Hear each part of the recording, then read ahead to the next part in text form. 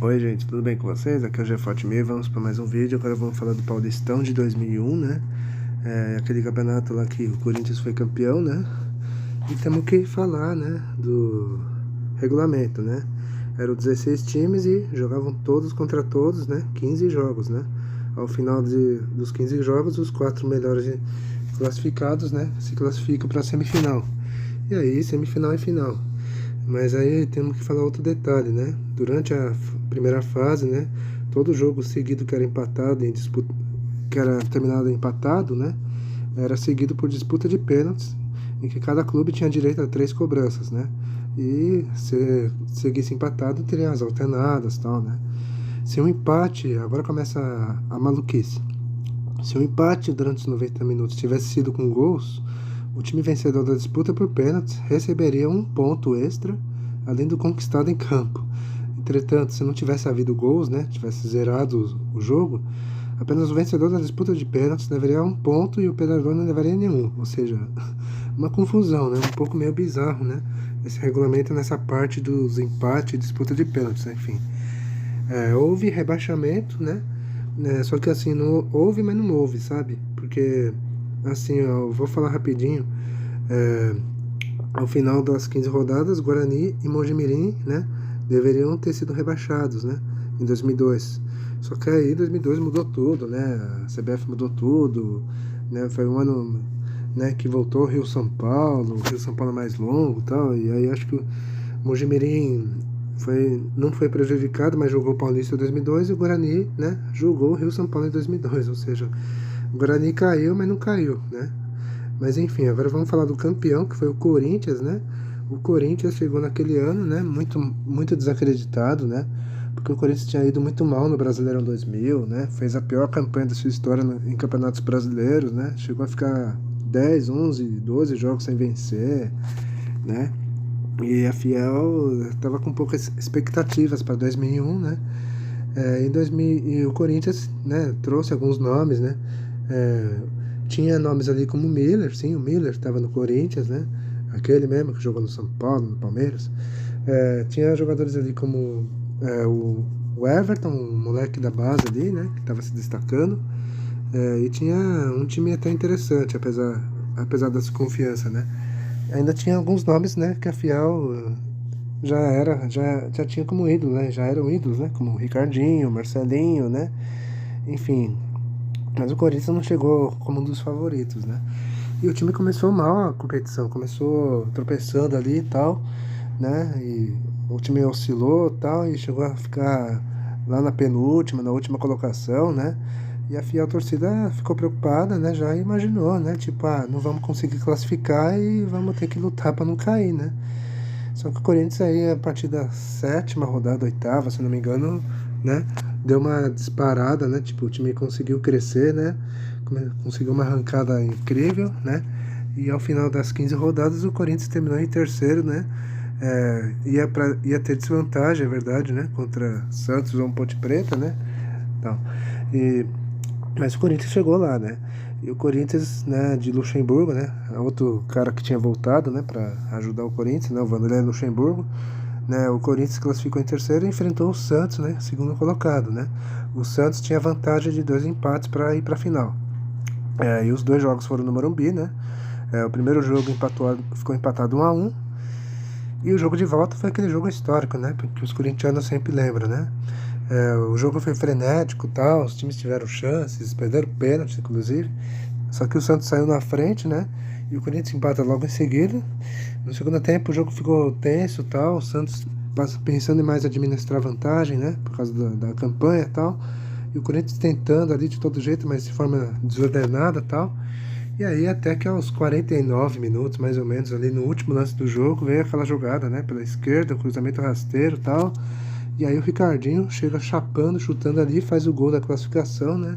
Uma vitória na raça do Corinthians, né? De 2-1. E assim o Corinthians era finalista da Copa do Brasil, né? E do outro lado o Corinthians enfrentou o Botafogo de Ribeirão Preto, né? Que fazia sua melhor campanha de sua história, né? Depois de 77, né? O Botafogo chegava a uma final de campeonato, né? Botafogo de Ribeirão que tinha alguns nomes ali interessantes, né? Tinha o Doni no gol, Tinha Leandro, né? Esse Leandro, pra quem não sabe, é o Leandro que jogaria no próprio Corinthians, depois, anos depois no São Paulo, né? Faria história no São Paulo, inclusive. Enfim, o Botafogo tinha um time até interessante, né? Mas tinha eliminado a Ponte Preta, né? A Ponte Preta do Washington, né? Enfim. Mas só que dessa vez prevaleceu a camisa, né? Quem tem mais tradição e tal, né? No primeiro jogo em Ribeirão, né? O Corinthians praticamente selou o título, né? O Marcelinho Carioca jogou muito, né? E o Corinthians bateu o Botinha por 3-0, né? E dificilmente ia perder o título, né? E no jogo de volta no Morumbi, né? Lotado, foi um jogo praticamente protocolar, né? O Corinthians fez o tempo passar, tal, o Botafogo até tentou lutar ali, né? Tentou fazer um golzinho para pelo menos estragar a festa, né, do Corinthians, né? Mas o jogo foi muito parelho e tal, e o jogo ficou empatado 0-0. E aí o Corinthians era campeão paulista, né? Era o 24º título do Corinthians, né? Um título merecido. É um time que mostrou superação durante o campeonato, né? Conseguiu crescer na hora certa, e aí, quando viu que cresceu na hora certa, dificilmente os times não pôde alcançar o time alvinegro, né? E aí o Corinthians provou, porque é um time que cresce, né, nos momentos importantes, e mostrou também porque é o maior campeão paulista, né? Enfim, agora vocês vão ver os dois jogos da final, né? Mas antes de falar disso, a gente tem que falar do time base do campeão, né? O time base era Maurício no gol, né? A defesa era Rogério, né? Scheid, às vezes o Fábio Luciano jogava, João Carlos e Kleber. O meio campo era Marcos Senna, né? André Luiz, Ricardinho e Marcelinho. E no ataque o Everton, né? O Everton com o W, né? E um H depois do T. E o Gil, né? O jovem Gil surgindo ali no Corinthians, né? E o Vanderlei Luxemburgo era o técnico. Agora sim vocês vão ficar com os gols, né, do primeiro jogo e o jogo decisivo, né, os minutos ali finais lá e o momento da taça do Corinthians e tal, e enfim a gente já volta. Ricardinho e Marcelinho. Partiu Marcelinho no capricho, jogou. Gol!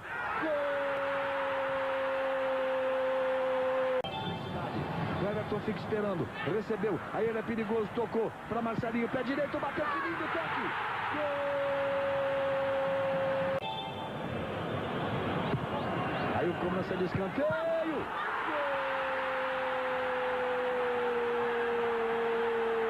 O técnico Vanderlei Luxemburgo e principalmente a torcida por essa festa. Vai terminar. Pediu a bola o Atro, acabou! Final no Morumbi. 0 Corinthians, 0 Botafogo em Ribeirão Preto. O Corinthians é campeão paulista de 2001. Festa da torcida corintiana. Festa dos jogadores em campo. Faça a festa, torcedor do Corinthians. O título é seu. O Corinthians é campeão paulista de 2001.